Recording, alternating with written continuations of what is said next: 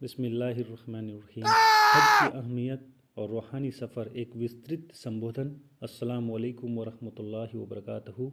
मेरे सम्मानित बुजुर्गों, अजीज़ दोस्तों और इस महफ़िल में मौजूद मेरी सम्मानित माँओं और बहनों, आज हम उस रूहानी सफ़र के बारे में चर्चा करने के लिए जा रहे हैं जिसकी हसरत हर मोमिन के दिल में धड़कती है। हज यह केवल एक सफ़र नहीं, यह खुदा के दर पर एक बंदे की हाज़िरी है। यह दुनिया की तमाम चमक धमक को पीछे छोड़कर अपने खालिक से मिलने की एक तड़प है। जब हम इस्लाम की बुनियादों को देखते हैं तो नमाज हमें पाबंदी सिखाती है, रोज़ा हमें सब्र सिखाता है, ज़कात हमें हमदर्दी सिखाती है, लेकिन हज वह अजीम इबादत है जो इन सबको अपने अंदर समेटे हुए हैं। इसमें शरीर की थकान भी है, माल की कुर्बानी भी है और रूह की बेइंतहा तड़प भी शामिल है।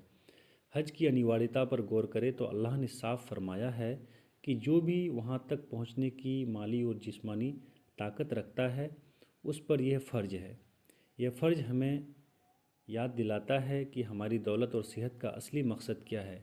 कई लोग ये सोचते हैं कि अभी तो हम जवान हैं, फुर्सत मिलने पर या बुढ़ापे में हज करेंगे, लेकिन याद रखिए कि हज बुढ़ापे की नहीं बल्कि जवानी की इबादत है, ताकि इंसान अपनी ताकत रहते हुए खुदा के घर के तवाफ़ की मशक्क़त उठा सके।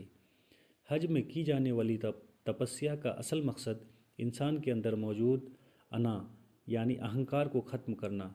जब एक इंसान अपने कीमती और रेशमी कपड़े उतारकर दो सफ़ेद चादरों में लिपटता है जिसे हम अहराम कहते हैं, तो वह इस दुनिया को यह पैगाम देता है कि अल्लाह के सामने ना कोई बादशाह है और ना कोई फ़कीर।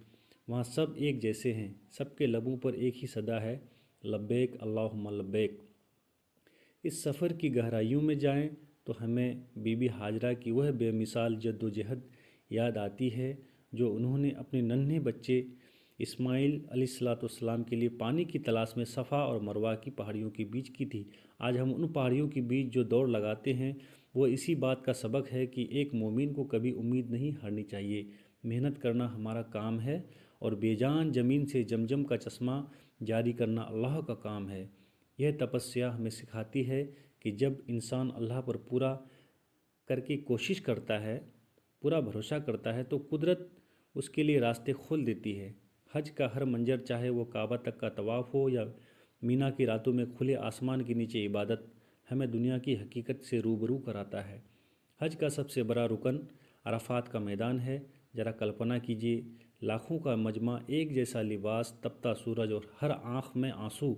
वह मंजर हमें क़यामत के मैदान की याद दिलाता है जहाँ हर शख्स को अपने खुदा के सामने जवाबदेह होना है। वहाँ की जाने वाली दुआएं, वहाँ की जाने वाली तौबा इंसान के वजूद को अंदर से झकझोर देती है। वह तपस्या ही क्या जिसमें इंसान की रूह ना रो पड़े। अराफात वह जगह है जहाँ बंदा और खुदा के बीच के सारे पर्दे हट जाते हैं और सिर्फ रहमत की बारिश होती है। इसके बाद शैतान को कंकड़ मारने की रस्म आती है जो हमें यह पैगाम देती है कि हमें सिर्फ हज के दौरान ही नहीं बल्कि पूरी ज़िंदगी अपने अंदर के लालच, नफ़रत और बुराई रूपी शैतान से लड़ना है। जब एक हाजी हज मुकम्मल करके लौटता है तो वह समाज के लिए एक मिसाल होना चाहिए। हज की असली कामयाबी यह नहीं कि आपके नाम के आगे हाजी लग जाए, बल्कि कामयाबी यह है कि आपके अखलाक बदल गए या नहीं। अगर हज के बाद भी हमारे दिल में नफ़रत है, अगर हमारे काम में बेईमानी है, तो हमें सोचना चाहिए कि हमारी तपस्या में कहाँ कमी रह गई।